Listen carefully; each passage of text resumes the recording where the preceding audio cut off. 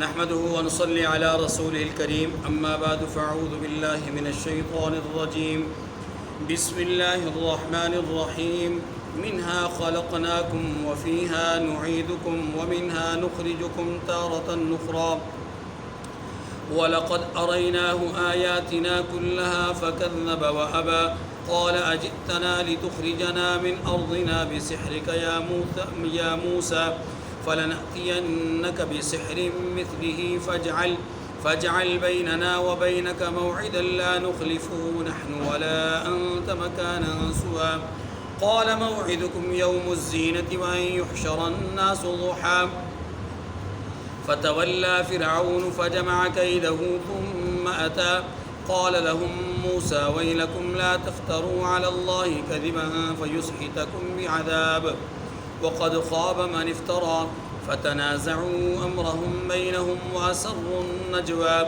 قالوا إن هذان لساحران يريدان أن يخرجاكم من أرضكم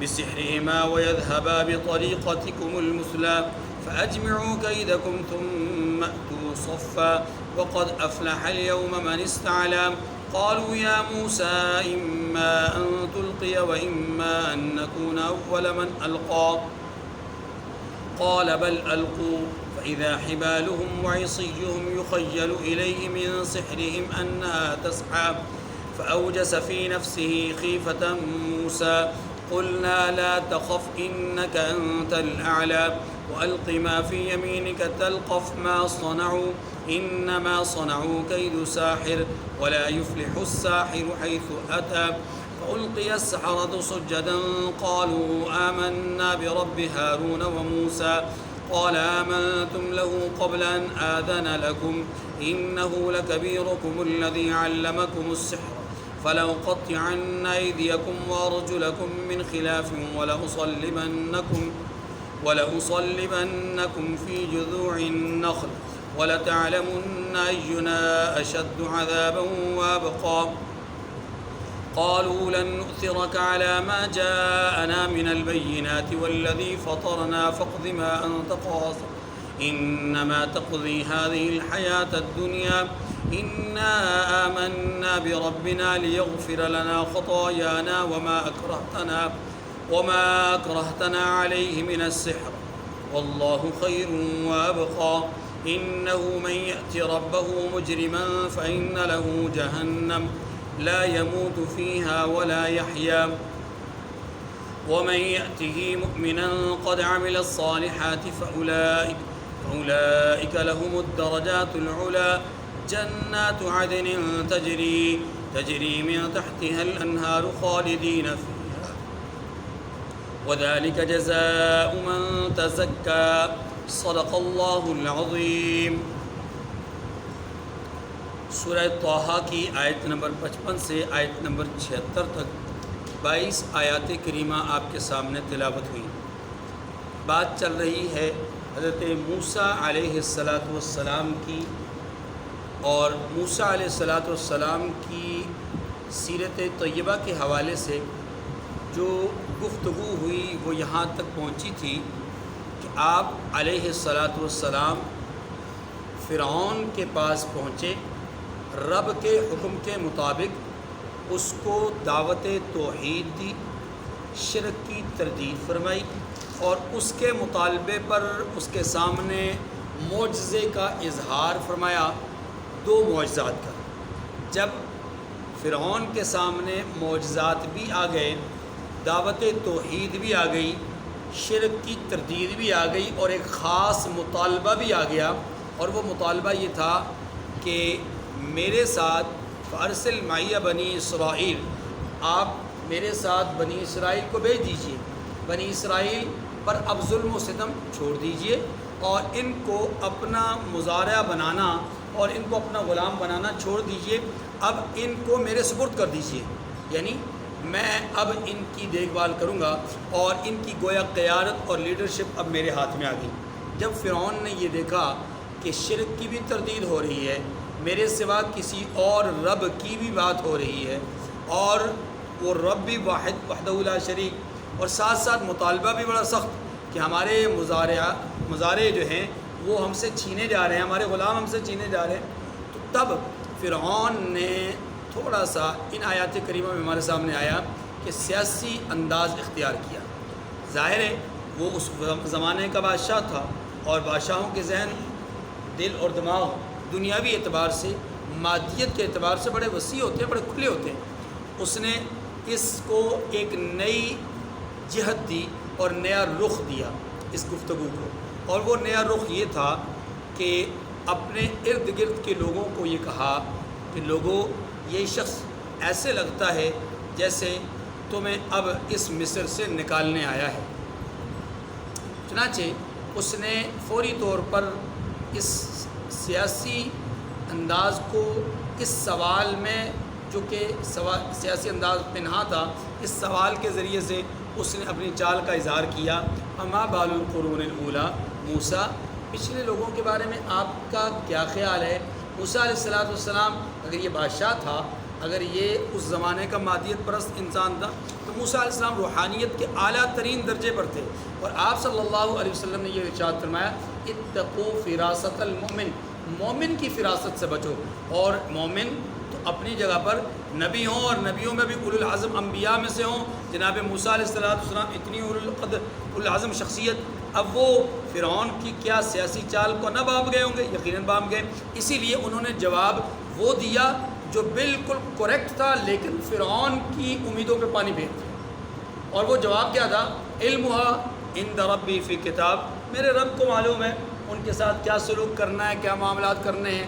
نہ میرا رب کسی چیز کو بھولتا ہے، نہ میرا رب کسی چیز پہ بے خبر ہوتا ہے، اس لیے رب کے پاس ان کی اطلاع ہے، اس نے جو کرنا ہے وہ ان کے ساتھ کر رہا ہوگا، یا کر لیا ہوگا، یا کرے گا۔ ٹھیک ہے، آپ اس پریشانی میں نہ ہو، آپ اپنی فکر کرو، موجودہ دور کے لوگوں کی فکر کرو کہ ہم نے کیا کرنا ہے، کہاں جانا ہے۔ ٹھیک ہے، فرعون کا وہ جو تیر تھا وہ نہ لگ سکا اپنی جگہ پر، لوگ مشتعل نہ ہوئے۔ اب اگلی آیات کریمہ میں فرعون نے موسیٰ علیہ السلام سے یہ کہا کہ اے موسیٰ، جو بات آپ کر رہے ہیں یہ ہماری سمجھ سے، ہماری عقل سے، ہماری فہم سے ماورا ہے۔ آپ جادو کے ذریعے سے ہمیں ڈرانا چاہتے ہیں، ہم ڈریں گے نہیں۔ ہم جادو کے ذریعے سے آپ سے متاثر نہیں ہوں گے، ہم جادو کے ذریعے سے آپ کی باتوں میں نہیں آئیں گے، اور نہ ہی آپ سے خوفزدہ ہوں گے۔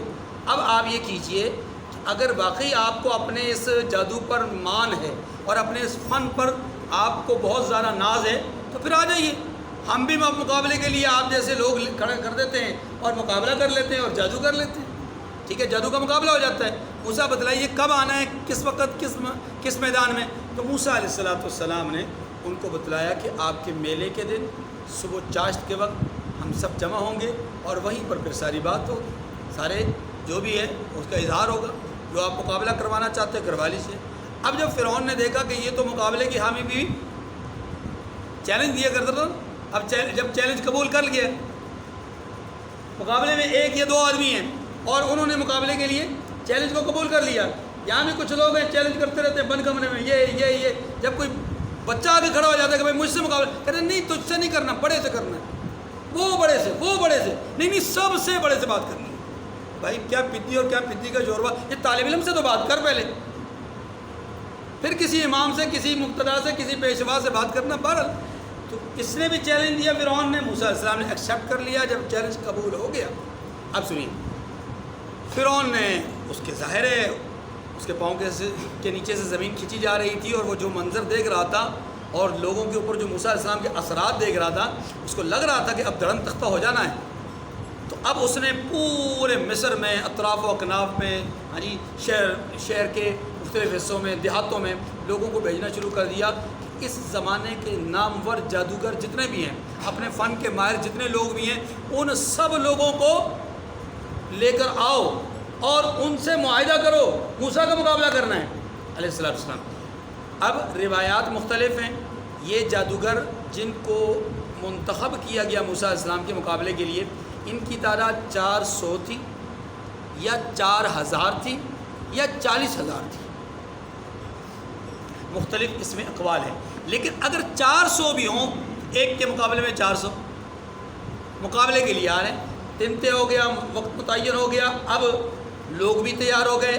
ظاہر ہے یہ ایک آدھ منٹ کا یا ایک آدھ گھنٹے کا یا 2 دن ہفتے کا معاملہ نہیں تھا. یہ ظاہر ہے کئی دن پہلے ایک پورا پلان بنا, اور پورا پلان بن کر کے اب جب معاملہ طے ہو گیا, مقابلے کے لیے وقت متعین ہو گیا, تو جو اطراف و اکناف کے لوگ تھے ان میں یہ بات مشہور ہو گئی کہ فرعون اپنے جادوگروں کے ذریعے سے ایک آدمی کا مقابلہ کرنا چاہتا ہے. اس آدمی کے پاس بھی ایسی ہی چیز ہے جو جادوگروں کے پاس ہے, مقابلہ ہے. اب جب یہ بات لوگوں کے کانوں تک پہنچی ہے تو یقیناً لوگ آہستہ, ادھر موسیٰ علیہ السلام اپنی دعوت سے تو باز نہیں آئے ہوں گے یقیناً. وہ گلی کونے محلے میں, کسی میدان میں, کسی جگہ میں جہاں 2 لوگ ملتے ہوں یا 200 لوگ ملتے ہوں, آپ وہاں کھڑے ہو جاتے ہوں گے, آپ وہاں دعوت و تبلیغ کی بات کرتے ہوں. اب موسیٰ علیہ السلام جہاں کھڑے ہو رہے ہیں تو پہلے لوگ سننے کے لیے تیار نہیں تھے, اب لوگوں کا جمگٹا جمع ہو رہا ہے, لوگوں کا اجتماع ہو رہا ہے, لوگ اکٹھے ہو رہے ہیں, آپ کی بات کو سن رہے ہیں. اور اس سننے کا ان کا مقصد کیا تھا؟ سننے کا مقصد یہ تھا کہ وہ کون سی ایسی ہستی ہے, کون سا ایسا آدمی ہے جس کے مقابلے کے لیے فرعون جیسا وقت کا بادشاہ جو ہے وہ تیار کر رہا ہے, کون ہے ایسا. اب جب یہ بات ہو گئی تو آپ علیہ السلام کی دعوت کی مہم تیز ہوتی گئی, بڑھتی گئی, اور یوں لوگوں کی جو جسے کہتے ہیں نا کہ ایک توجہ اور دلچسپی اور رغبت وہ بھی اس مقابلے کے لیے بڑھتی گئی. اس وجہ سے اکیلا آدمی, اس کی دعوت ہی بالکل مختلف ہے, اس کا انداز ہی بالکل مختلف ہے.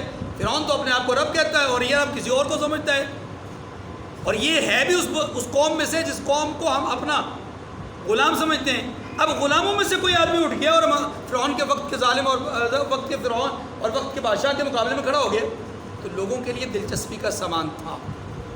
چنانچہ لوگ مقابلے کے لیے ذہنی طور پر تیار تھے, اپنے بچوں کو تیار کر رہے تھے. فیملی وائز جو ہے ظاہر ہے ویسے بھی وہ میلے کا دن تھا تو میلے میں جانا ہی تھا, لیکن ساتھ ساتھ دلچسپی یہ تھی کہ وہاں جی یہ ہونے جا رہا ہے. اللہ اکبر. اب جب وقت موعود آیا, مقررہ وقت آیا, موسیٰ علیہ السلام پھر جناب ہارون علیہ السلام دونوں پہنچے. وہاں پر فرعون اور فرعون کے جادوگر بھی موجود تھے. جادوگروں نے پہلے سے فرعون سے معاہدہ کیا. معاہدہ کیا تھا کہ اَإِنَّ لَنَا لَأَجْرًا إِن كُنَّا نَحْنُ الْغَالِبِينَ, اگر ہم غالب آ جائے, ہم نے فتح حاصل کر لی, غلبہ حاصل کر لی. قرآن پاک نے ویسے فتح کا لفظ استعمال نہیں کیا, غلبے کا لفظ استعمال. کافر کبھی مومن پر فاتح نہیں ہوتا, اور چاہے جائے کہ مقابلے میں نبی ہو. اس لیے یاد رکھیے اس کو عارضی غلبہ کہہ سکتے ہیں. فتح غزوہ احد میں مسلمان عارضی طور پہ مغلوب ہوئے, مفتوح نہیں ہوئے. مفتوح ہوتے تو یہ بھاگ جاتے اور واپس نہ آتے. ہاں کچھ لمحے کے لیے ان پر ایک اونگ سی طاری ہوئی, الگ ہوئے, پھر یہ تازہ دم ہو کر کے جب دشمن کے مقابلے کے لیے نکلے تو دشمن بھاگنے پہ مجبور ہوا. اس کا مطلب ہے فاتح غزوہ احد میں بھی مسلمان ہی تھے, بھاگا دشمن ہی ہے, مومنین بھاگے نہیں ہیں. اچھا خیر, تو فرعون کے پاس جادوگر آئے, کہا کہ اگر ہم غالب آ گئے تو ہمارے لیے کیا ہوگا, کیا کوئی اجر وغیرہ ہوگا, کوئی ہمیں کوئی تحفہ, کوئی انعام, کوئی گفٹ ملے گا. جواب دیا ہاں 2 باتیں. ایک بات تو یہ کہ آپ کو اجر بھی ملے گا, اور دوسری بات یہ کہ آپ مقربین میں سے بن جائیں گے, یعنی آپ کو مال بھی ملے گا, جاہ بھی ملے گی, عزت اور دولت بھی ملے گی, اور ساتھ آپ کو منصب اور عہدہ بھی ملے گا. اور یہی کسی بھی آدمی کے لیے, کسی بھی حکومت میں یہ 2 بڑی اہم چیزیں ہوتی ہیں, مال مل جائے, جاہ مل جائے, عہدے مل جائیں, اور کیا چاہیے. یہ سارے اسی لیے تو الیکشن لڑتے ہیں. الیکشن میں 5-5, 10-10 کروڑ روپے, 15 کروڑ روپے کوئی آدمی لگاتا ہے. وہ غریب محلے داروں کی گلیوں کے لیے نہیں لگاتا کہ جناب میں 15 کروڑ روپے لگا کر کے آپ کی گلیاں ٹھیک کرنے کے لیے آؤں گا. نہیں نہیں, اس کا مقصد تو بزنس ہوتا ہے. وہ کہتا ہے 15 لگاؤں گا, 45 حاصل کروں گا. 2/3 حصہ تو زیادہ لینا چاہیے نا, 2 گنا زیادہ تو لینا چاہیے. پر اب فرعون کے پاس جب وہ آئے, انہوں نے کہا جی 2 چیزیں آپ کو دوں گا. سارے جادوگر اس بات کے لیے رضامند ہو گئے. ادھر موسیٰ علیہ السلام کا جو ایک پیغمبرانہ انداز تھا وہ یہ تھا کہ انہوں نے جادوگروں کو مقابلے سے پہلے خطاب کر کے ایک بات کہی, اور وہ بات یہ تھی کہ دیکھو اللہ کے ساتھ کسی کو شریک ٹھہرانے کے لیے اپنی آواز پر, اپنے موقع پر بلا وجہ مت ڈٹنا. اگر تمہارے سامنے حقیقت آ جائے, تمہارے سامنے حقیقت آ جائے, فرعون کی ربوبیت کی جو کمزور دلیل ہے وہ تمہارے سامنے آ جائے اور رب کی ربوبیت کی مضبوط دلیل تمہارے سامنے آ جائے تو پھر اللہ کے ساتھ اس فرعون کو شریک مت ٹھہرانا، انکار کر دینا۔ دوسرا یہ بھی سننا یاد رکھنا کہ جو میرا عمل ہے اور جو تمہارا عمل ہے اس کے درمیان جو چیز واضح طور پر ثبوت کے طور پر ہے اور جو واضح مطلب دلیل کے طور پر ہے اس کو سامنے رکھتے ہوئے جو حق ہے اس کو جھوٹ کے ساتھ خلط ملط مت کرنا، حق کو حق کہنا، جھوٹ کو جھوٹ کہنا، بس یہ دو باتیں۔ اب اس کے بعد مقابلہ ہوا، مقابلے کے لیے تیاری ہوئی تو فرعون کے جادوگروں نے موسیٰ علیہ السلام سے کہا کہ اے موسیٰ یہ بتائیے کہ آپ اپنا عصا ڈالیں گے یا ہم اپنا کرتب دکھائیں؟ تو موسیٰ علیہ السلام نے فرمایا کہ بے رغبتی سے، بے توجہی سے، ایسے ہی کسی کہتے ہیں بے رغبتی سے جواب دینا، کوئی بات نہیں تم ڈالو۔ یہ اس لیے یاد رکھیے مقابلے میں کئی دفعہ ایسا ہوتا ہے کہ جو شخص پہل کرتا ہے وہ اپنی کوئی مضبوط چیز پیش کرتا ہے تو دوسرا تھوڑا سا حواس باختہ ہو جاتا ہے، اس کے قدم لڑکھڑا جاتے ہیں، اکھڑ جاتے ہیں، پھر اس کے بعد دلیل مضبوط بھی ہو تو وہ مضبوط دلیل پیش کرنے کی اس طرح جرت نہیں کر پاتا جس طرح کے پہلے کے مقابلے میں ہونی چاہیے۔ نتیجہ کیا ہوتا ہے؟ وہ دوسرا ہار جاتا ہے۔ تو موسیٰ علیہ السلام نے یہاں کمال بصیرت کا مظاہرہ کیا، یوں نہیں فرمایا کہ پہلے میں کروں گا، کیوں؟ اس لیے کہ آپ حق پر مبنی بات کر رہے تھے، آپ کو یہ پتہ تھا کہ میرا رب مجھے ہی یہاں پر غالب کرے گا، فاتح کرے گا، لیکن اگر میں نے پہلے اپنا عصا ڈال دیا تو کل کو یہ کہہ سکتے ہیں، ہارنے کے بعد یہ کہہ سکتے ہیں کہ جناب چونکہ ان کا اژدہا بڑا تھا، ان کا کام بڑا تھا تو ہمارے تو چھوٹے چھوٹے سپولے تھے، وہ تو شکست تو کھانی تھی۔ اس لیے موسیٰ علیہ السلام نے پہلے کہا تم اپنا کام کر لو، جو کرنا ہے، جو تمہارے پاس ضربہ ہے اس کو آزما لو۔ انہوں نے موسیٰ علیہ السلام کے مقابلے میں دو چیزیں پیش کی، توجہ کیجیے۔ موسیٰ علیہ السلام کے بارے میں یہ جانتے تھے کہ ان کے پاس ایک عصا ہے اور اس عصا کو ڈالتے ہیں تو سانپ بن جاتا ہے۔ انہوں نے کیا کیا؟ 400 4000 40,000 جتنے بھی تھے انہوں نے دو چیزیں لائیں، ایک ڈنڈی لے کر آئے ساتھ لاٹھی اور ایک رسی، ہر ایک کے پاس تھی، دو چیزیں تھیں۔ انہوں نے اپنی طرف سے یہ سوچا کہ ہم ڈنڈی کے ساتھ ساتھ رسی بھی پیش کریں گے جو عام طور پر اس میں جو ہے وہ لفنے کی مڑنے کی عام طور پہ صلاحیت ہوتی ہے، وہ بھی ہم پیش کریں گے، اور جو ڈنڈی بالکل سیدھی ہوتی ہے اس کو بھی پیش کریں گے۔ لوگوں کی نگاہ میں ہمارا جادو زیادہ غالب آئے گا کہ لوگ کہیں گے کہ جناب دیکھو اس نے ایک چیز پیش کی ہے، انہوں نے دو چیزیں پیش کی ہیں اور سیم پوزیشن ہے، سیم حالات۔ چنانچہ اب انہوں نے پہلے اپنی ڈنڈیاں پھینکی، وہ سپولے بن گئے، چھوٹے چھوٹے سانپ، اور پھر انہوں نے اپنی رسیاں پھینکی، وہ اور سانپ بن گئے۔ اب یہ دونوں طرح کے سانپ جو ہے وہ میدان میں بھاگ رہے ہیں۔ موسیٰ علیہ السلام کے بارے میں قرآن کہتا ہے کہ موسیٰ علیہ السلام خوف زدہ ہو گئے۔ میں یہی بات عرض کر دیتا ہوں تاکہ پھر ترجمے میں زیادہ تشریح نہ کرنی پڑے۔ موسیٰ علیہ السلام ہو گئے خوف زدہ، قرآن پاک نے کہا، اور یہ کئی مقامات پر کہا۔ توجہ، موسیٰ علیہ السلام کا خوف کیسا تھا؟ جبکہ وہ یہ جانتے تھے کہ میں نبی ہوں، یہ غیر نبی ہیں، تو ان کو خوف تو نہیں کرنا چاہیے تھا۔ جواب اس کا یہ ہے، ابھی سے سمجھ لیجئے، موسیٰ علیہ السلام کا خوف نہیں اس کو کہیں گے، حقیقت میں وہاں لفظ کا ترجمہ خوف اگرچہ ہو لیکن اس کا مفہوم یہ ہوگا کہ موسیٰ علیہ السلام کو ایک اندیشہ لاحق ہوا، ایک اندیشہ اور فکر لاحق ہوئی۔ فکر کس بات کی لاحق ہوئی؟ کہ جو کام انہوں نے کیا ہے ظاہراً وہی کام میں نے بھی کرنا ہے۔ بات کو ذرا سمجھے گا، انہوں نے کیا کیا؟ لاٹھیاں پھینکی، سانپ بن گئے، رسیاں پھینکی، سانپ بن گئے، میں نے بھی اپنا عصا پھینکنا ہے، وہ بھی سانپ بن جانا ہے۔ تو عملاً ظاہراً دونوں کا کام ایک جیسا ہوگا۔ اب جب دونوں کا کام ایسا ایک جیسا ہوگا تو لوگ عام طور پر یہ جو دیکھنے والے لوگ ہیں، چاہے فرعون ہے، چاہے فرعون کا لشکر ہے، لوگ بنی اسرائیلی ہیں، قبطی ہیں، کوئی بھی ہیں، جتنے بھی دیکھنے والے لوگ ہیں یہ سارے لوگ، اور لاکھوں کی تعداد تھی،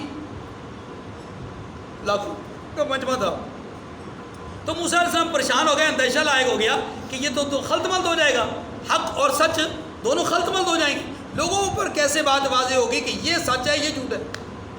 ٹھیک ہے، یہ اندیشہ لاحق ہوا۔ اوپر والا دل کے حال جانتا ہے، اس نے کہا اے موسیٰ آپ پریشان نہ ہوں، آپ بالکل غمگین نہ ہوں، آپ اندیشہ اور فکر نہ کیجیے، انہوں نے جو کر لیا سو کر لیا، آپ اپنا عصا پھینکیے، آپ کا عصا ان کے سارے جادو کو ختم کر دے گا۔ یہی حق اور باطل میں پہچان ہے، حق اور باطل میں یہی پہچان۔ اب ہوا کیا؟ موسیٰ علیہ السلام نے جب پروردگار کی طرف سے وہی آ گئی، دل میں بات آ گئی، اپنا عصا ڈالا۔ جیسے وہ عصا ڈالا تو میں نے عرض کیا تھا کہ اس عصا کی شکل یہ تھی کہ نیچے سے ڈنڈا اور اوپر سے اس کے 2 شاخیں نکلی تھی۔ اب یہ شاخیں جو تھیں جب یہ پھینکتے تھے تو یہ شاخیں منہ کی طرح ایسے منہ کھل جاتا، ایسے منہ کھل جاتا۔ وہ منہ جب جیسے ہی کھلا تو جتنی رسیاں تھیں وہ ان کو یکے بعد دیگرے، رسیوں کو، لاٹھیوں کو، جو سپولے بنے ہوئے تھے ان کو وہ عصا کھاتا جا رہا، سارا میدان اس نے صاف کر دیا۔ اب جب میدان صاف ہو گیا تو موسیٰ علیہ السلام نے اللہ کے حکم سے اس کے منہ میں ہاتھ ڈالا اسی عصا کے اور اس کو پکڑ لیا۔ اللہ اکبر۔ وہ جو جادوگر تھے نا، باقی سارے لوگ تو مبہوت نظر سے دیکھتے رہے، لیکن ان کو یقین آ گیا کہ یہ جادوگر نہیں ہے، کیونکہ جادو سے کسی بھی چیز کی حیت کو بدلا جا سکتا ہے آنکھوں کے دھوکے سے۔ آنکھوں پہ دھوکہ کر کے اسی چیز کی حیت کو، یہ بوتل ہے، اس بوتل کو گلاس بنایا جا سکتا ہے، اس کو پھول بنایا جا سکتا ہے، اس کو ڈنڈا اور لاٹھی بنایا جا سکتا ہے، لیکن کسی چیز کو مٹایا نہیں جا سکتا، ختم نہیں کیا جا سکتا، چاہے ذرے کے مترادف اس سے بدلا جائے۔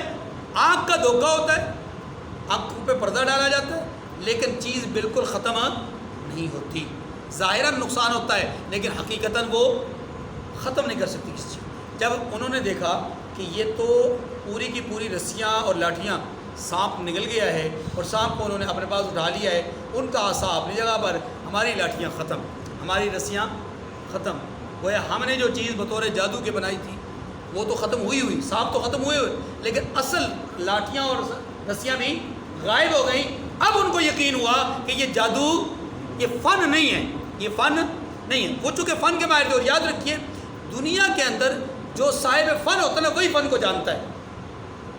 تجوید کا ماہر قاری وہی جانتا ہے کہ میں نے ہا کو کیسے پڑھانا ہے۔ ایک بندہ جس نے 50 سال سے نمازیں پڑھی ہیں، اس کو جب وہ کہتا ہے الحمدللہ رب العالمین آپ پڑھیں، تو وہ کہتا ہے الحمدللہ رب العالمین، اس کو پھر زور لگاتے ہیں، پھر زور لگاتے ہیں، وہ آگے سے کیا کہتا ہے آبا جی 50 سال ہو گئے نماز پڑھتے ہیں، انجی پڑھی تھی اور کی ہے، تسی بھی الحمد پڑھ رہے ہو، میں بھی الحمد پڑھ رہے ہوں۔ اس بابا جی کو یہ بات سمجھ میں نہیں آ رہی کہ یہ الحمد میں فرق کتنا ہے، ان کے نزدیک بس حمد ہی ہے، ٹھیک ہے، حالانکہ ایسا نہیں ہے۔ وہ صاحب فن نہیں، ان کو نہیں معلوم کہ ہا اور ہا میں کتنا فرق ہے۔ تو جو آدمی صاحب فن ہوتا ہے اس کو معلوم ہوتا ہے۔ اب یہ تھے صاحب فن، انہیں پتہ تھا کہ یہ ہمارا والا فن نہیں ہے، یہ ایسا علم ہے، ایسی چیز ہے جو ہمارے آبا و اجداد نے بھی کبھی نہیں دیکھی، یعنی بڑے سے بڑے جادوگر نے بھی کبھی کسی نے نہیں دیکھی۔ تو انہیں یقین ہو گیا کہ یہ جو موسیٰ دعوت دے رہے تھے، جس رب کی طرف بلا رہے تھے، یہ اسی رب کا پیغام ہے، یہ اسی رب کی طرف سے نشانیاں ہیں، اسی رب کی طرف سے معجزے ہیں۔ بس انہیں یقین ہوا، جیسے یقین ہوا توجہ، اب پورا میدان ہے، لاکھوں لوگ ہیں، اسٹیج لگا ہوا ہے، ہاں جی، اور یہ سارے کے سارے جادوگر، کوئی ایک بھی ایسا نہیں تھا جس نے انکار کیا، کوئی ایک بھی ایسا نہیں تھا جس نے پاؤں پیچھے کھینچے ہو، کوئی ایک بھی ایسا نہیں تھا جس نے کوئی لب کشائی کی ہو، سارے کے سارے زمین پر سجدہ دے موسیٰ علیہ السلام کے سامنے۔ یہ اعتراف تھا اس بات کا، یہ اعتراف تھا اس بات کا کہ ہم اس کے مقابلے کے لوگ نہیں ہیں، یہ بہت بلند و بالا ذات ہے۔ بس اب جب یہ منظر دیکھا، فرعون کے پاؤں سے پہلے ہی زمین کھسک رہی تھی، اب تو مزید اس کا تختہ اس کو ہلتا ہوا نظر آیا، زمین میں اس کو زلزلہ محسوس ہوتا ہوا نظر آیا، زلزلہ ہوتا ہوا محسوس ہوا۔ اس نے فوری طور پہ اپنے اعصاب پہ تھوڑا کنٹرول کیا اور کنٹرول کر کے کہا لوگو سنو، اب مجھ پر یہ بات آشکار ہوئی ہے کہ یہ سارے ملے ہوئے، بات نہ سمجھے گا، اس نے اپنے آپ کو کنٹرول، اپنے اعصاب پہ کنٹرول کر کے لوگوں کی بدلتی حالت کو دیکھ کر کے اور لوگوں کے کھسکنے کی حالت کو دیکھ کر کے اور یوں جو اس کی طرف دیکھ رہے تھے حیرانی اور پریشانی کے عالم میں کہ جناب آپ تو شکست کھا گئے، آپ کا لشکر شکست کھا گیا، آپ کی فوج ہار گئی، ہاں جی، اور آپ کے مقابلہ باز ہار گئے۔ لوگ تو حیرانگی کی نظر سے دیکھ رہے تھے، فرعون بھی ان کو اسٹیج پہ بیٹھا ہوا دیکھ رہا تھا۔ اب اس نے دیکھا کہ اگر کچھ لمحے میں توقف کرتا ہوں تو یہ ساری قوم موسیٰ کے ساتھ ہو جائے گی، حتیٰ کہ بنی اسرائیل تو اسرائیل اور وہ قبطی بھی ان کے ساتھ ہو جائیں گے، میرا تو تختہ گیا۔ اور وہ جو نجومیوں نے کہا تھا تیرا تختہ الٹ دے گا، بس یہی ہے وہ آدمی، تختہ اب گیا ہی گیا۔ اس نے فوری طور پر لوگوں کو کنٹرول کر کے اپنے اعصاب پہ کنٹرول کیا، لوگوں کو کہا کہ لوگوں مجھے اب یقین ہوا کہ یہ لوگ آپس میں ملے ہوئے ہیں، اصل میں ان کی آپس میں بارگیننگ ہے اصل میں یہ کہ یہ استاد ہے، موسیٰ علیہ السلام کے بعد یہ استاد ہے، یہ سارے اس کے شاگرد ہیں، انہوں نے پہلے سے پلان کیا ہوا ہے کہ پہلے استاد جائے گا، اپنے فن کا مظاہرہ کرے گا، اور جو ہے وہ میرے سامنے اپنے آپ کو، اپنی شخصیت کو بلند و بالا کرے گا، ایسا کرے گا ویسا کرے گا اور ہمیں حیران کرے گا، ہم اس کے مقابلے کے لیے جادوگروں کو لے کر آئیں گے، اور یہ ظاہر ہے جادوگر سارے کے سارے اس کے شاگرد ہی ہیں۔ یہ جو اتنا عرصہ غائب رہا ہے نا، وہ میں تصور کر رہا ہوں، تصور میں بات کر رہا ہوں کہ گویا اس نے کہا ہوگا کہ یہ جو اتنا عرصہ غائب رہا ہے نا، یہ اصل میں چھپ چھپ کے ان کو جادو سکھاتا رہا ہے۔ اب جب فرعون نے یہ تقریر کر لی تو اس تقریر کے بعد اس نے اگلا قدم یہ اٹھایا، پہلے تو لوگوں کو مطمئن کیا، پھر جادوگر جو تھے جو اب مومن بن گئے، اب ہم ان کو کہیں گے اصحاب موسیٰ۔ کیا کہیں گے؟ اصحاب موسیٰ، موسیٰ علیہ السلام کے صحابی۔ اب ان کی طرف متوجہ ہوا، کہنے لگا انہ لکبیرکم الذی علمکم السحر، یہی تمہارا بڑا ہے جس نے تمہیں جادو سکھایا، اور تم نے یہ کیسے اس کے اوپر ایمان قبول، یعنی کیسے اس کو مان لیا میری اجازت کے بغیر؟ میں نے اجازت، تم تو میرے بلائے ہوئے ہو نا، میں نے اجازت دی نہیں تمہیں کہ تم اپنی شکست تسلیم کرو، میں نے اجازت ہی نہیں دی کہ تم اس کے سامنے سجدہ ریز ہو جاؤ، میں نے اجازت ہی نہیں دی کہ تم اس کو اپنا بڑا مان لو یا اس کی مقترائی میں چلے جاؤ۔ نہیں، جب میں نے اجازت نہیں دی تو تم میری اجازت کے بغیر اس کے پیچھے ہونے کا اعتراف کیسے کر گئے؟ اس کی تمہیں سزا ملے گی، اس کی تمہیں، اور سزا کیا ملے گی؟ تمہارے دائیں ہاتھ کو بائیں پاؤں، پھر بائیں ہاتھ کو دائیں پاؤں کاٹا جائے گا۔ اگر پہلے ایک ہاتھ کو کاٹا جائے گا، مان گئے رائے راستے، یعنی رائے راستے پچھلے راستے پہ آ گئے تو ٹھیک، نہیں تو بایاں پاؤں کاٹا جائے گا، اس سے بھی نہیں باز آئے تو پھر بایاں ہاتھ، پھر بھی باز نہ آئے تو دایاں پاؤں، اور اگر یہ بھی نہ ہوا، اس سب کے باوجود بھی تم اس کے کہے سے باز نہ آئے، اس کے راستے سے نہ مڑے، تو پھر ہم تمہیں کھجور کے ساتھ سولی لٹکائیں گے۔ یہ میرا اٹل فیصلہ ہے۔ یہ فرعون نے دھمکی دی کس کو؟ چند لمحات کے مومنین کو۔ اور یاد رکھیے ایمان کی لذت ہی ایسی ہے، اللہ کی قسم، جسے حقیقتاً یہ لذت محسوس ہو جاتی ہے نا، وہ خباب بن ارت کی طرح سرخ کوئلوں پہ جلنا تو گوارا کر سکتا ہے، لیکن محمد کریم کا ساتھ دینا اس سے کبھی بھی اعراض کرنا گوارا نہیں کر سکتا، ان کا ساتھ چھوڑنا گوارا نہیں کر سکتا۔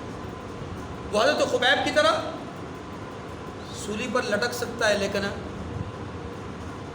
ساتھ چھوڑنا گوارا نہیں کر سکتا۔ جناب سمیہ کی طرح 2 لفظ ہو سکتا ہے لیکن ساتھ چھوڑنا، جناب بلال کی طرح پتھر کی سل کے نیچے گرم اور تپتی ریت پر لٹ کر کے احد احد تو کہہ سکتا ہے، لیکن محمد کریم کے ساتھ یہ ہوتی ہے ایمان کی لذت، ایمان کی حلاوت۔ اب وہ ایمان کی حلاوت اصل میں ان کو مل چکی تھی، وہ جو لمحے بھر کی ایمان کی لذت تھی نا، وہ ان کے پاس آ چکی تھی۔ اس نے کہا فقز ایمان تقاض، قرآن پاک کا یہ جملہ اللہ کی قسم ایمانی جو جذبات ہیں نا ان کو بڑھا دیتا ہے۔ ایک جملہ ہے فقز ایمان تقاض، سن تو کیا کر سکتا ہے؟ ہاتھ کاٹے گا، پاؤں کاٹے گا، وجود کو ٹکڑے ٹکڑے کر دے گا، سولی مار دے گا نا، تیرے ہاتھ میں اتنا ہی ہے، تو مطلب ٹکڑے ٹکڑے کر کے آخرکار ہم مر جائیں گے، کوئی بات نہیں۔ یہ زندگی ہے ہی کیا؟ کچھ بھی تو نہیں ہے، اس زندگی میں رکھا ہی کیا ہے؟ کچھ بھی تو نہیں ہے۔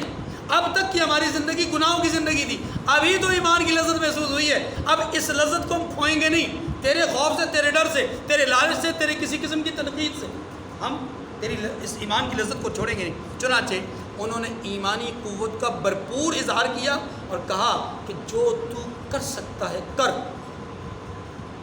لیکن جو تو کرے گا نا وہ صرف اسی زندگی میں ہوگا، اسی زندگی تک میں ہوگا۔ یہ ایک ہی جان ہے، یہ جیسے ہی نکل گئی تیرا کام ختم ہو گیا، تو اس کے بعد کچھ نہیں کر سکتا ہمارے ساتھ۔ لیکن جیسے ہی یہ جان نکلے گی اور یہ پرواز کرے گی تو پھر وہ جو ہم دیکھیں گے نا وہ تجھے معلوم نہیں کہ وہ کیا کچھ ہوگا، اور وہ دائمی ہوگا، ابدی ہوگا، ہمیشہ ہمیشہ کا ہوگا۔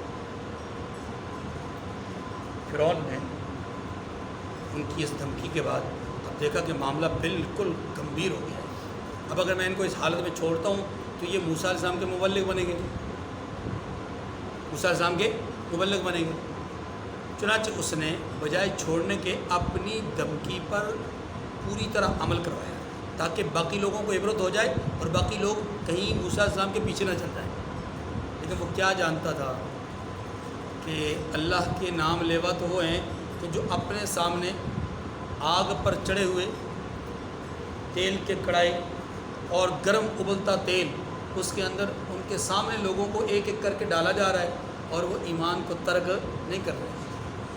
اصحاب الاخدود، ہاں جی، شداد کی جنت، شدید کی قوت اور طاقت، ہاں جی، اور اسی طریقے سے یہ سارے معاملات. پھر اس سے پہلے نمرود اور نمرود کے سارے ظلم و جبر، یہ ساری چیزیں تو موجود ہیں. ظاہر ہے اب ان کا ایمان انتہائی بلندیوں پر تھا. انہوں نے کہا جو کچھ کر سکتا کر. فرعون نے بھی پھر اپنے وعدے کے مطابق یا اپنی دھمکی کے مطابق ان کے ہاتھ پاؤں کو کاٹا.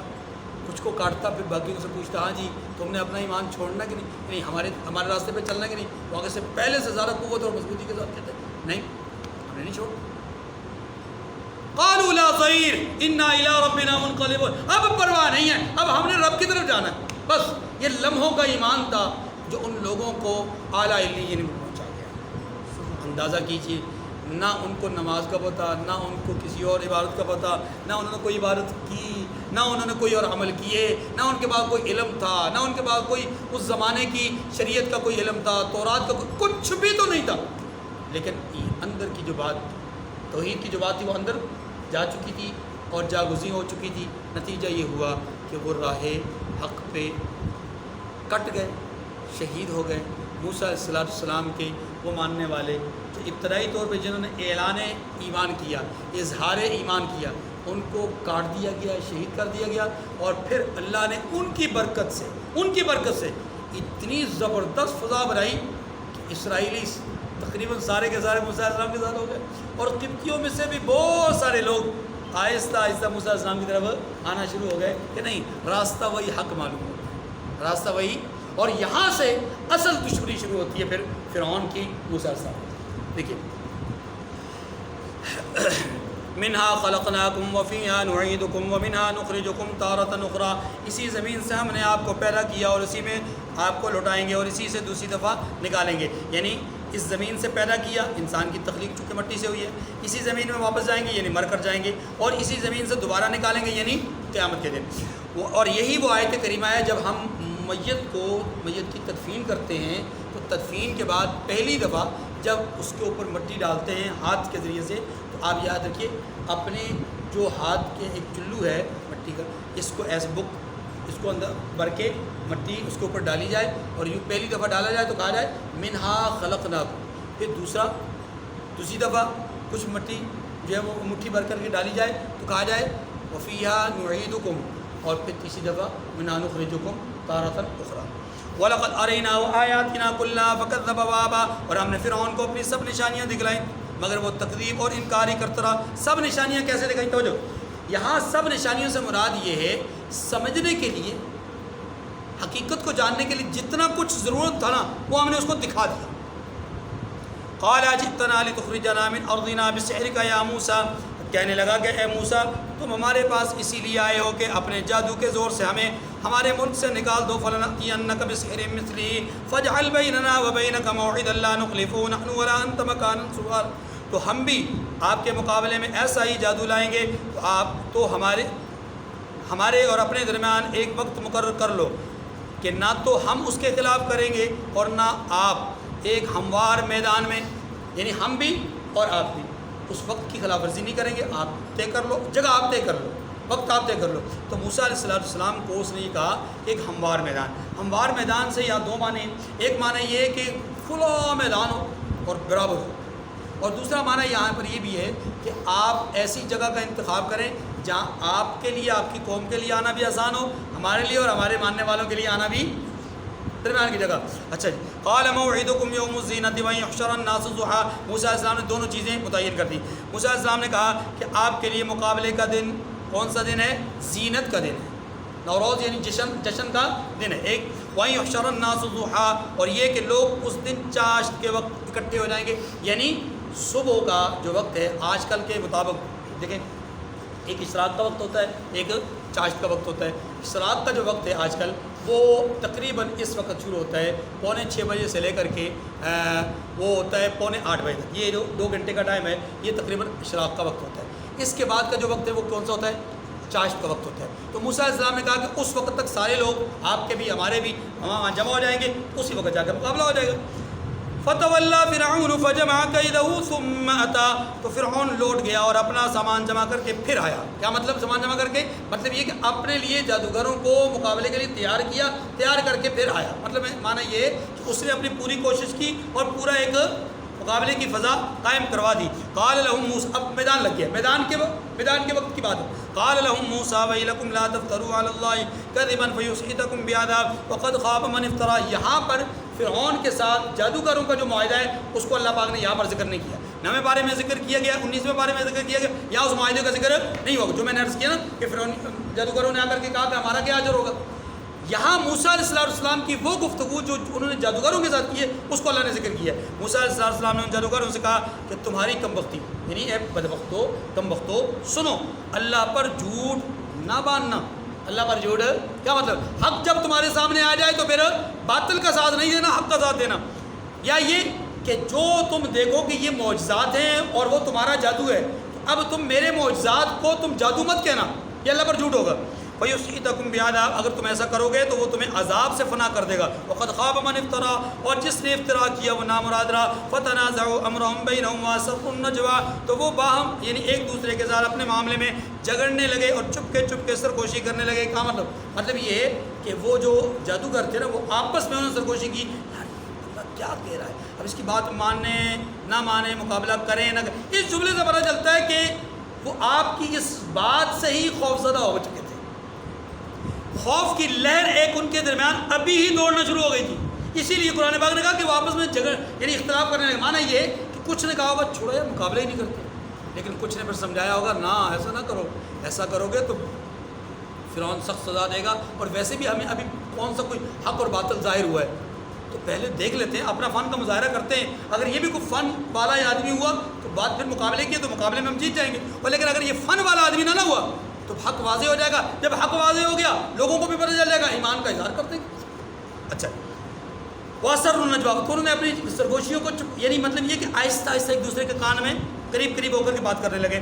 قَالُوا إِنْ هَٰذَانِ لَسَاحِرَانِ يُرِيدَانِ أَن يُخْرِجَاكُم مِّنْ أَرْضِكُم بِسِحْرِهِمَا وَيَذْهَبَا بِطَرِيقَتِكُمُ الْمُثْلَىٰ مُثْلَىٰ, کہنے لگے کہ یہ دونوں جادوگر ہیں اور چاہتے ہیں کہ اپنے جادو کے زور سے تمہیں تمہارے ملک سے نکال دیں اور تمہارے شائستہ مذہب کو نابود کر دیں. اس کہنے کا قائل کون ہے؟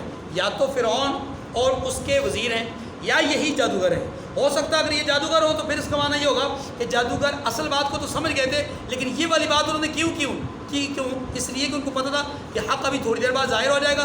ہم جب حق کا ساتھ دیں گے تو کہیں ایسا نہ ہو ہم پر کوئی اعتراض کیا جائے یا کوئی معاملہ کیا جائے, تو تب ہم اپنی بات کر سکیں کہ جناب دیکھ لو ہم تو پہلے تمہارے ساتھ تھے نا, ہم نہ کہتے تھے کہ ایسا ہے, لیکن جب حق کھل گیا تو اب ہم اس کا ساتھ چھوڑ نہیں سکتے. فَأَجْمِعُوا كَيْدَكُمْ ثُمَّ أْتُوا صَفًّا, تو تم جادو کا سامان اکٹھا کر لو اور پھر قطار باندھ کر آ جاؤ. یعنی مقابلے کے لیے صفیں, ہم کہتے ہیں نماز کے لیے صفیں درست کر لو, وہ کہتے ہیں مقابلے کے لیے صفیں درست کر لو. اللہ وَقَدْ أَفْلَحَ الْيَوْمَ مَنِ اسْتَعْلَىٰ, اور آج جو غالب رہا وہی کامیاب ہوا. یعنی دیکھیے فرعون کے جادوگروں نے اب یہاں پر یہ نہیں کہا کہ ہم ہی غالب آئیں. موسیٰ علیہ السلام یا تو یعنی انہوں نے کہا کہ اے موسیٰ یا تو آپ اپنی چیز ڈال دو, یعنی اپنا عصا پھینک دو, یا ہم اپنی چیزیں پہلے ڈالتے ہیں. تو موسیٰ علیہ السلام نے ان سے کہا کہ نہیں بلکہ تم ہی ڈالو, یعنی اس کے کہتے ہیں لاپرواہی کر لو بھائی جو کرنا ہے. فَإِذَا حِبَالُهُمْ, اور جب انہوں نے اپنی چیزیں ڈال لیں تو ناگہاں ان کی رسیاں اور لاٹھیاں موسیٰ علیہ السلام کے خیال میں ایسے آنے لگی کہ وہ میدان میں ادھر ادھر دوڑ رہی تھی. قرآن پاک نے کیا کہا؟ موسیٰ علیہ السلام کے خیال میں, معنی یہ کہ ہر دیکھنے والے کو ایسے لگیں گے جیسے وہ دوڑ رہی ہیں. اس سے معلوم یہ ہوا کہ وہ حقیقت میں سانپ بنے نہیں تھے, وہ صرف نظر آنے والوں کی آنکھوں کا مسئلہ تھا. فَأَوْجَسَ فِي نَفْسِهِ خِيفَةً موسیٰ, قرآن پاک کہتا ہے اس وقت موسیٰ نے اپنے دل میں خوف محسوس کیا. اس خوف سے مراد کیا ہے؟ اندیشہ. ان کو فکر لائق ہوئی تو یہ تو وہی کام ہو گیا. قُلْنَا لَا تَخَفْ إِنَّكَ أَنْتَ الْأَعْلَىٰ, اللہ فرماتے ہیں ہم نے کہا خوف نہ کیجیے, بلا شبہ تم ہی غالب آؤ گے. ہاں جی, وَأَلْقِ مَا فِي يَمِينِكَ تَلْقَفْ مَا صَنَعُوا, اصل بات بتا دی. فرمایا اور جو چیز یعنی لاٹھی آپ کے دائیں ہاتھ میں ہے اسے ڈال دیجئے, جو کچھ انہوں نے بنایا ہے اس کو وہ نگل جائے گی, اس کو وہ نکل جائے گی۔ انما صنعوا کید ساحر، جو کچھ انہوں نے بنایا یہ تو جادوگروں کے ہتھ کنڈے ہیں۔ ولا یفلح الساحر حیث اتی، اور جادوگر جہاں جائے گا فلاح نہیں پائے گا۔ فالقی السحرۃ سجدا، اب جب معاملہ ہو گیا انہوں نے اپنا عصا ڈال دیا، سارا اس نے کھا لیا، اب نتیجہ اللہ بیان فرما رہے ہیں۔ قصہ یہ ہوا، مختصر واقعہ یہ ہوا کہ جادوگر سجدے میں گر پڑے۔ قالوا آمنا برب موسیٰ برب ہارون و موسیٰ، کہنے لگے کہ ہم ہارون اور موسیٰ کے پروردگار پر ایمان لائے۔ قال آمنتم له قبل ان آذن لکم، فرعون نے کہا کہ بیشتر اس کے کہ میں تمہیں اجازت دوں تم اس پر ایمان لے آئے، یعنی میری اجازت کے بغیر۔ انہ لکبیرکم الذی علمکم السحر، بے شک وہ تمہارا بڑا یعنی استاد ہے جس نے تمہیں جادو سکھایا۔ فلأقطعن ایدیکم وارجلکم من خلاف، سو میں تمہارے ہاتھ اور پاؤں سمت مخالف سے یعنی دائیں اور بائیں سے کٹوا دوں گا۔ وَلَأُصَلِّبَنَّكُمْ فِي جُذُوعِ النَّخْلِ، اور کھجور کے تنوں پر سولی چڑھوا دوں گا۔ اسی وقت یعنی اس وقت جب تمہارے ساتھ یہ سلوک ہوگا تو تمہیں معلوم ہو جائے گا کہ وَلَتَعْلَمُنَّ أَيُّنَا أَشَدُّ عَذَابًا وَأَبْقَىٰ، کہ ہم میں سے کس کا عذاب زیادہ سخت اور دیر تک رہنے والا ہے۔ یعنی اس نے اپنے آپ کو اس وقت اللہ کے مقابلے میں کھڑا کیا، تمہیں اس وقت پتہ چلے گا کہ میرا عذاب سخت ہے یا اللہ کا عذاب۔ قالوا لن نؤثرك على ما جاءنا من البينات والذي فطرنا فاقض ما انت قاض، اب وہ بھی تو پکے مومن ہو گئے۔ انہوں نے کہا کہ جو دلائل ہمارے پاس آ گئے ہیں ان پر اور جس نے ہم کو پیدا کیا ہے اس پر ہم آپ کو ہرگز ترجیح نہیں دیں گے، تو آپ کو جو حکم دینا ہے دے دیجیے۔ انما تقضی هذه الحیات الدنیا، اور آپ جو حکم دے سکتے ہیں وہ صرف اسی دنیا کی زندگی میں دے سکتے ہیں، اس زندگی ختم ہونے کے بعد تو آپ کو حکم نہیں چلے گا۔ انا آمنا بربنا لیغفر لنا خطایانا، ہم اپنے پروردگار پر ایمان لے آئے تاکہ وہ ہمارے گناہوں کو معاف کر دے۔ وما کرہتنا علیہ من السحر، اور اسے بھی معاف کر دے جو آپ نے ہم سے زبردستی جادو کروایا ہے۔ یعنی یہ اصل میں ہم اس وقت میں نے کہا نا جادوگر اسی وقت سمجھ گئے تھے کہ یہ ہمارے شعبے کے فرد نہیں ہیں، مقابلہ کریں نہ کریں، لیکن آخر کار طے یہ ہوا کہ چونکہ ہم لائے گئے ہیں مقابلہ تو کرنا پڑے گا، ورنہ نہیں تو یہی سر قلم کر دیے رہیں گے اور پھر نام و نشان تک بھی نہیں ہوگا، پتہ بھی نہیں چلے گا کیوں مارے گئے کیوں نہیں۔ اس لیے بہتر یہ کہ مقابلہ کریں۔ اسی لیے انہوں نے کہا کہ وہ جو آپ نے ہم سے کروایا نا یعنی زبردستی جادو، پیغمبر کا مقابلہ جو ہم سے کروایا یہ بھی بہت بڑا جرم تھا۔ لیکن یاد رکھیے جب بندہ ایمان لے آتا ہے نا تو سارے جرائم کیا ہو جاتے ہیں؟ بولیے سارے جرائم کیا ہو جاتے ہیں؟ وہ آخری دن ایمان لائے چاہے پہلے دن ایمان لائے، مومن مومن ہوتا ہے، صحابی صحابی ہوتا ہے۔ اللہ کے رسول صلی اللہ علیہ وسلم نے فرمایا کہ الاسلام یہدم ما کان قبلہ، اسلام لانے سے پہلے انسان کے جتنے گناہ ہوتے ہیں اسلام ان تمام گناہوں کو کیا کر دیتا ہے؟ مٹا دیتا ہے۔ اب اگر کوئی انجینئر، کوئی ڈاکٹر، کوئی پروفیسر یہ کہے کہ فلاں نے فتح مکہ کے موقع پر ایمان قبول کیا تھا، وہ تو طلقاء میں سے تھے، وہ فلاں میں سے تھے، فلاں میں سے تھے، ٹھیک ہے، ان کی تو حیثیت ہی کچھ نہیں، ان کی حیثیت تو منشی کی طرح ہے، ان کی حیثیت تو سفارشیوں کی طرح ہے، ان کی حیثیت فلاں ہے۔ یاد رکھیے یہ بکواس کرنے والا خود لعنتی ہے، وہ جس نے ایمان قبول کیا چاہے مکہ فتح ہونے سے پہلے کیا، مکہ فتح ہونے کے بعد کیا، اللہ کے نبی نے جب ان کو مقام دے دیا تو آج کا بندر اور خنزیر ان کے مقام کو کیسے گرا سکتا ہے؟ بات ہماری چلیے انہو من یأتی ربہ مجرما، اچھا فواللہ خیر وابقا، اور اللہ بہتر اور باقی رہنے والا۔ جو تو کہہ رہا نا کہ ہمارا عذاب سخت ہے یہ اس کا، اللہ کے معاملات بہت بہتر ہیں اور بہت باقی رہنے والے ہیں۔ جو شخص اپنے پروردگار کے پاس گنہگار ہو کر آئے گا تو اس کے لیے جہنم ہے جس میں نہ مرے گا نہ جس سزا کو تو عذاب سمجھتے ہیں نا، یہ عذاب نہیں ہے۔ عذاب تو وہ ہے کہ جب آدمی کفر کی حالت میں مرے تو پھر وہ جہنم میں جائے گا اور جہنم میں نہ مرے گا نہ جیے گا۔ اور جو اس کے روبرو ایماندار ہو کر آئے گا اور عمل بھی نیک کیے ہوں گے تو ایسے لوگوں کے لیے اونچے درجے ہیں۔ وہ اونچے درجے کیا ہیں؟ یعنی ہمیشہ رہنے کے باغ جن کے نیچے نہریں بہہ رہی ہیں، ہمیشہ ان میں رہیں گے، اور یہ اس شخص کا بدلہ ہے جو پاک ہوا۔ وآخر الدعوانا ان الحمد للہ رب العالمین۔